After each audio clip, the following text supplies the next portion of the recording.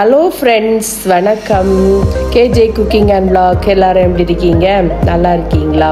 இன்றைக்கி நாங்கள் மதியம் லஞ்சுக்கு என்ன பண்ணணும் அப்படின்னு சொல்லிட்டு வீடியோவை நீங்கள் பாருங்கள். நாங்கள் 2 பேர் தானே, அதனால என்ன தான் செய்து சாப்பிட்டோம் அப்படின்னு சொல்லிட்டு வீடியோவை ஸ்கிப் பண்ணாமல் முழுசாக பாருங்கள்.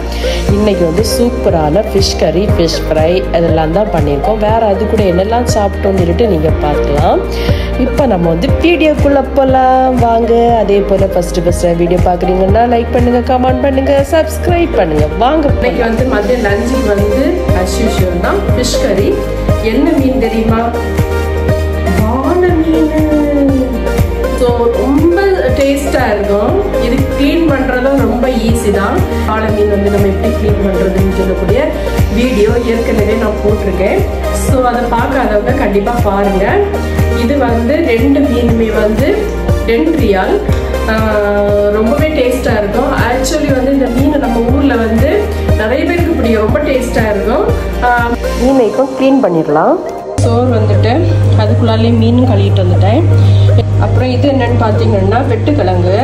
நம்ம ஊரில் மரிசினி கிழங்குன்னு சொல்லுவோம் தெரியுமா, கப்பக்கிழங்கு.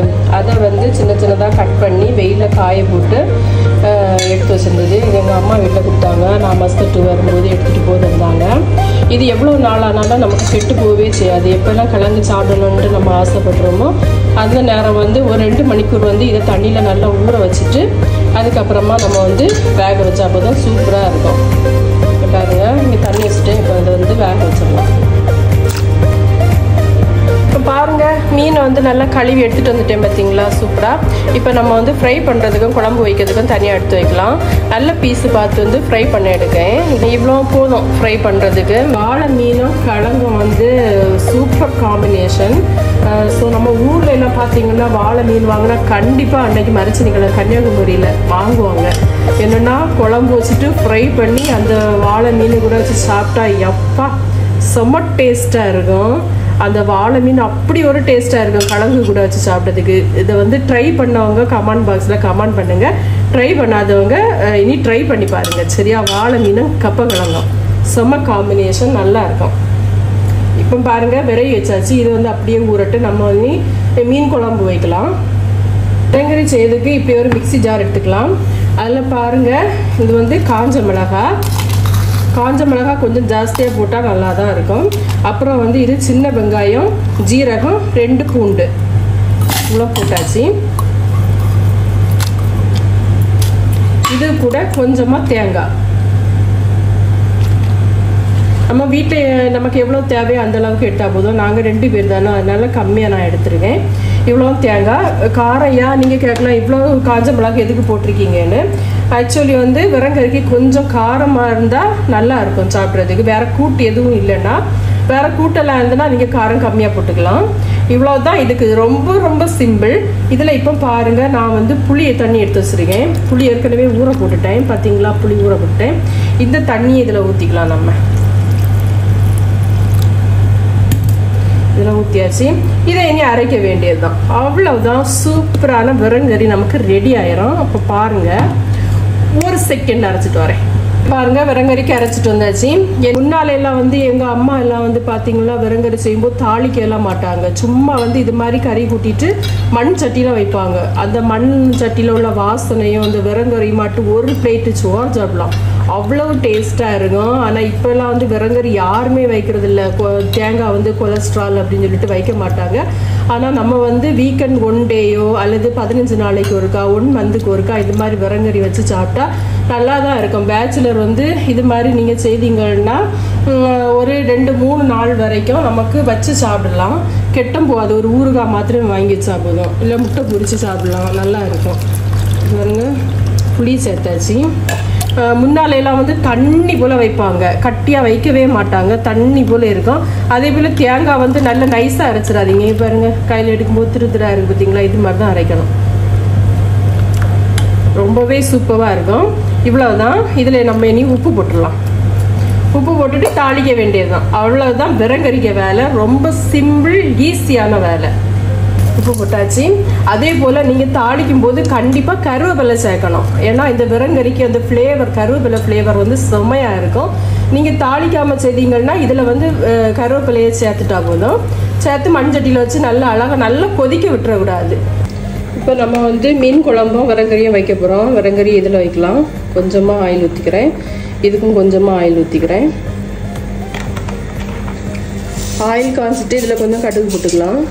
மீன் குழம்புக்கு இந்த தட்டி, இது விரங்கரிக்கு இதுக்கும் கொஞ்சம் கடுகு போட்டுக்கலாம். இது கருவேப்பிலை போட்டாச்சு. விரங்கரி கலக்கி வச்சுருக்கோம்னா அதை இதில் போட்டுக்கலாம்.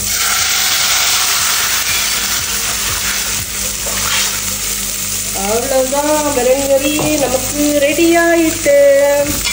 இப்போ இங்கே வந்து மீனுக்கு வந்து சின்ன வெங்காயம் ஃப்ரை ஆகிட்டு இருக்கு. அங்கே கிழங்கு வந்துட்டு இருக்குது. இன்னொரு பாத்திரத்தில் ஊற்றி வச்சாச்சு. மீனை ஒன்றாக எடுத்து வைக்கவும். ரெடி ஆகிட்டே இருக்கும். பாருங்க, 30 நிமிஷம் ரெடி ஆகிட்டே இருக்கு. நான் சாப்பாடு என்னதுலான்ட்டு பார்த்துருப்பீங்க. நான் இப்போ வந்து சாப்பிட போகிறேன். ஃபிஷ் கறி வச்சு தான் சாப்பிட்றேன் பாருங்க. விரங்கறி எடுக்கல, ஃபிஷ் கறி இருக்கிறதுனால ஃபிஷ் கறி வச்சு தான் சாப்பிட்டேன்.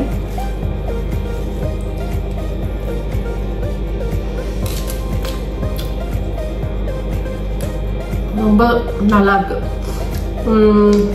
உண்மையாகவே ரொம்ப டேஸ்டாக இருக்கு. வாழை மீன் வந்து எப்பவுமே ரொம்ப டேஸ்டாக, அல்டிமேட் டேஸ்டாக இருக்கும். இந்த சைடில் இருக்கிறது பார்த்தீங்களா, அந்த சைடில் இருக்குல்ல, இதுதான் முள். அடுத்த நடுவில் இருக்க முள், அதுக்கு அடுத்து முள்ளே இருக்காது. ரொம்ப சாஃப்டா இங்க பாருங்களா, ரொம்ப அழகாட்டு வந்திருக்கு. ரொம்ப நல்லா இருக்கும்.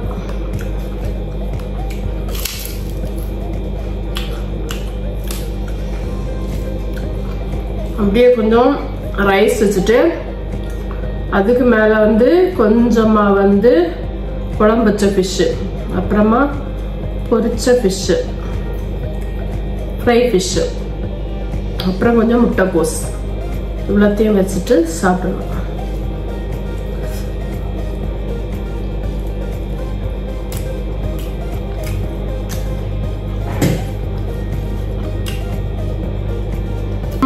ரொம்ப நல்லா இருக்கு, டேஸ்டா இருக்கு. நீங்களே இதே மாதிரி லஞ்ச் வந்து உங்க வீட்டில் சாப்பிட்டீங்களா அப்படின்ட்டு கமெண்ட் பாக்ஸில் கமெண்ட் பண்ணுங்க. மோஸ்ட்லி பார்த்தீங்கன்னா கன்னியாகுமரி மாவட்டத்தில் வந்து ஃபிஷ் குழம்பு தான் இருக்கும். அடுத்தது அவியல் கூட்டிருக்கும். இந்த ரெண்டும் இல்லாத வீடே இருக்காது. மேக்சிமம் வந்து ஃபிஷ் கறி இல்லாமல் சாப்பிடவே மாட்டாங்க. முந்தின நாள் உள்ள ஃபிஷ் கறியாவது இருக்கணும், அப்பந்தான் அவங்க வந்து ரைஸ் சாப்பிடுவாங்க. அந்த மாதிரி பழகிட்டோம். இந்த வீடியோ உங்களுக்கு பிடிச்சிருந்துன்னா லைக் பண்ணுங்க, கமெண்ட் பண்ணுங்க, சப்ஸ்கிரைப் பண்ணுங்க. தொடர்ந்து நான் போடுற எல்லா வீடியோ பார்த்து எனக்கு சப்போர்ட் பண்ணுங்க. இந்த வீடியோ பார்த்த எல்லாருக்குமே ரொம்ப ரொம்ப நன்றி. புதுசாக யாராவது என் சேனலை பார்க்குறீங்கன்னா சப்ஸ்கிரைப் பண்ணுங்க, லைக் பண்ணுங்க, உங்கள் ஃப்ரெண்ட்ஸ் ரிலேட்டிவ்க்கெல்லாம் சொல்லுங்க. தொடர்ந்து வீடியோ பார்த்து எனக்கு சப்போர்ட் பண்ணுங்க. இப்போ நான் வந்து நல்லா ஒரு கட்ட போகிறேன். மதியம் லஞ்சு இதுதான் எங்கள் வீட்டில் இன்னைக்கு மதியம் லஞ்சம். உங்கள் வீட்டிலே நல்லா சாப்பிட்டு நீங்கள் என்ஜாய் பண்ணுங்க. நான் போயிட்டு வரேன். Tata, bye bye, bye bye, C